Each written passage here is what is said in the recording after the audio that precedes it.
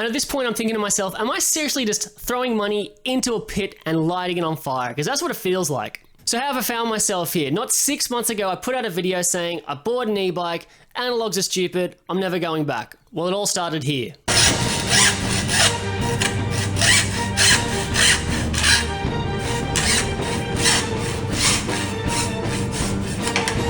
So that's my old giant frame being sliced in half for warranty. I found a crack in the rear triangle and no idea how it got there, right? It's not like I beat it like a redheaded stepchild for the last 4 years, so must be a quality assurance thing over there, Giant. Seriously, full credit to Giant Australia for warranting that bike. I can't believe they did it. So the crack was in the rear triangle, but it's a 2018. They didn't have any 2018s left, so they upgraded me to a 2020 frame. Now, as it happened, I'd only recently upgraded the bike with a few different parts, so I'd spent about like $700 on a brand new set of XT brakes, like the whole package. And I'd also spent about $500 completely upgrading the drivetrain, new cassette, new derailleur, new chain, new cables, and a couple other things. I'd only recently put on a new set of handlebars, so all up, I'd already spent $1,500 on this thing. And so to get the warranty done, it was $600 for parts and labor, so I'm already over $2,000 on this bike. And so because it was a brand new frame, I decided to go and get it wrapped. That was a few $100s extra, so we're up to $2,500 now. So speaking about that, let's go pick up the bike freshly wrapped.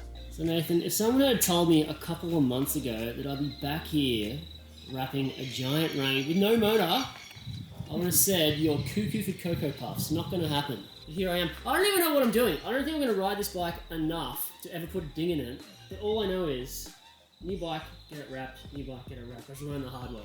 So you said doing a carbon bike's a little bit tougher? It is because of the shapes that it takes on. Okay, you just got to be a little bit more careful. Compared to aluminium. Whereas carbon, they can take on whatever shape they like. Okay. So it takes a while to conform the PPF around it. Alright, let's go lighten my my wallet a little bit. So I gave it a couple rides the way it was, and it just felt like the old bike, just harsh, couldn't get compliance. I didn't really know what the problem was. And I've already spent about $2.5 grand on the bike at this point, and I'm just like, I've just spent this money and I just hate riding this thing, so what can I do?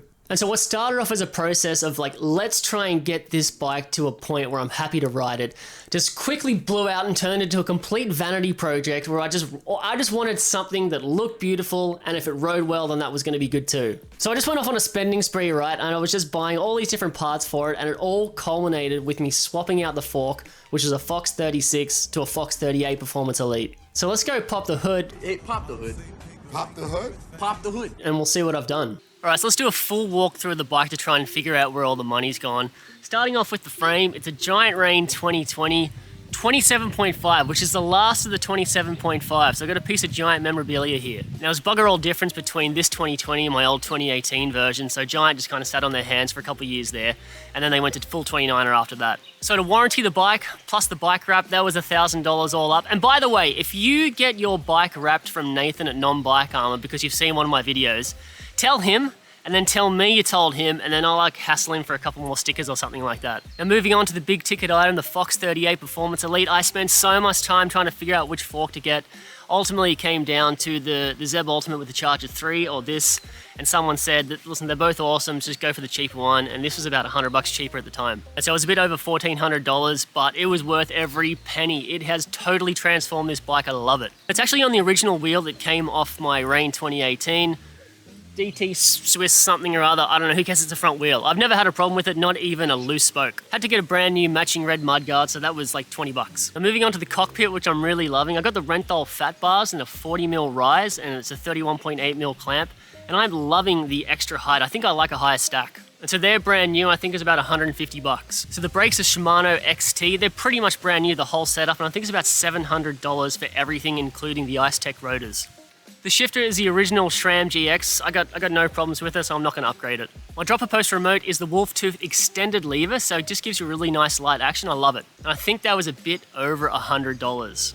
I've got brand new grips. They're the DT Super Cush. I was a little bit skeptical of these when I bought them. I didn't know what they were going to be like, but I love them. It almost feels like you got about 10mm extra of travel. They're so nice and soft. No idea how long they're going to last, but they're killer, and I think they were about 40 bucks. The stem is actually original. I got some brand new red Spacers, the Bergtech ones, and I was going to get the matching stem, but they only do a 35mm clamp in the red, which means I would have to swap out my brand new bars, so I I don't want to do it, but I don't know, maybe down the line I will. My dropper post is pretty much brand new. It's the 1-Up, and I think it's a 180mm drop. I think I wanted to try 210, but I didn't know if it would fit in the frame, so I just went with 180 because I knew that would work. And I think the dropper was about 350 bucks. Now the shock is the Marzocchi Bomber CR. Now this thing is pretty much brand new. I bought it last year, but because I broke my wrist and then bought an e-bike, it's had almost no use. I think it was somewhere between 500 and 550 including the spring. I'm not much of a suspension guru, but I think it's great. Brand new DMR Volt pedals, and I am loving these. My old pedals were really flat, whereas these things are concave and they grip your foot so much better. They're so much more comfortable as well.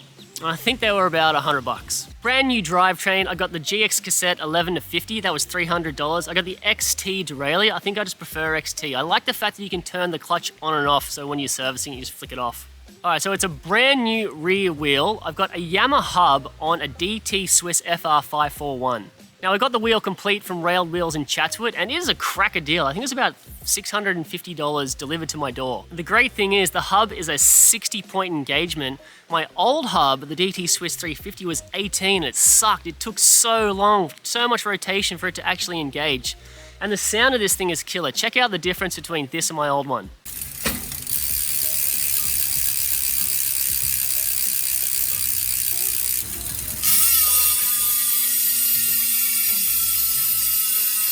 And I've also just installed some Cush Core, which is about 100 bucks. So I think if you add all that up, you might even get over $5,000, which is crazy. So if I hadn't spent all that money upgrading the bike, I don't even know if I would have done this again. I probably would have just got the warranted frame, sold it, and maybe bought something else. But I am stoked with the outcome of this thing. It's not fully done yet. There's just a couple other things I want to do. I definitely want to replace the seat to something more comfortable, just not sure yet. And there's a couple more little bougie things I want to do to it. Some more red accents. So what do you reckon? I reckon it's looking pretty goddamn juicy to me. I'm loving the red and the black. I've never had anything that wasn't pretty much as bone stock unless something broke, I'd upgrade. And not only do I love the way it looks, I actually love the way it rides too. So let's go check it out. Would you believe, I even bought a set of red gloves to ride this bike? Oh my God, what a douche. All right, let's go.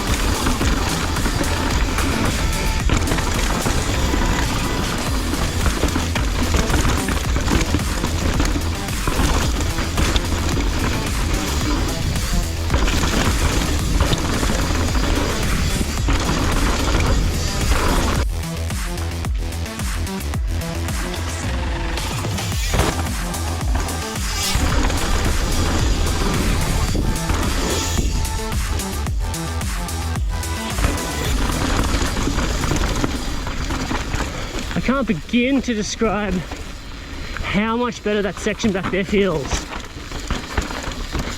I would have to do it through a performative dance, but I didn't bring my dancing shoes.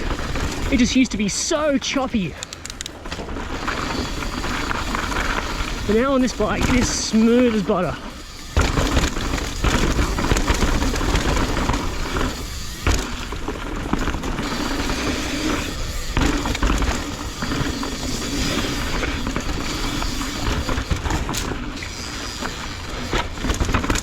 Let's go, Lenny.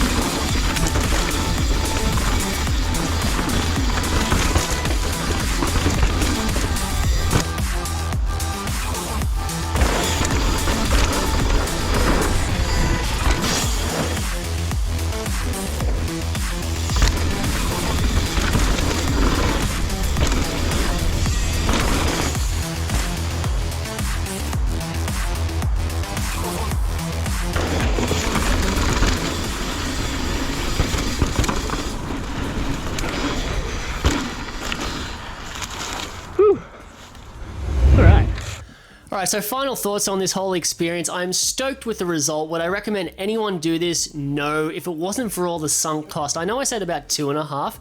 I actually think it's closer to 3.5 because I forgot about my brand new shock and the new dropper post. There's way too much sunk cost in the bike. I was never going to get my money back, so I thought the only way to get out of the hole was to dig deeper. And so I dug a pretty damn big hole. I'm really happy with the result. It just cost a fair bit more than what I thought it would. So that's the new bike. It's definitely not taking the place of the e-bike anytime soon as my primary ride, but it is a very capable backup and it's probably something that I might even take for shuttle days and that sort of thing. So that's it for now. Thanks for watching. Please like and subscribe if you enjoyed. It really helps out the channel. Stay tuned and I'll see you in the next one.